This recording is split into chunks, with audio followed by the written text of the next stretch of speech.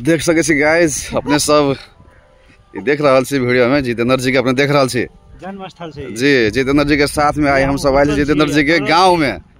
ये सुंदर सन गांव है जितेंद्र जी के और हम सब टहल रहा छी। यह गांव से यह गांव में घर से जितेंद्र जी के और ही में और हम सब एकदम आयल छी।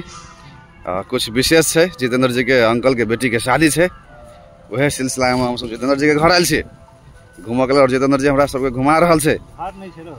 घर छे जो जन्मभूमि तो यह है ना अंकल सब है सब अल सब तो छीते अपने दे दिया सब तो अल है तो कह पड़े जितेंद्र जी आप तो जनकपुर धलेलक गाम के बिसर गल आ याद पड़ल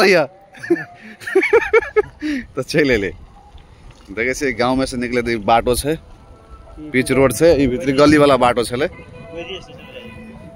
बाटो वैद्य स्टेशन चल जाए।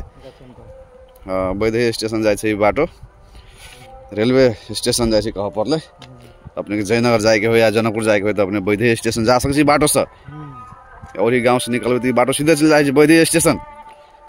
और जितेंद्र जी के साथ में हम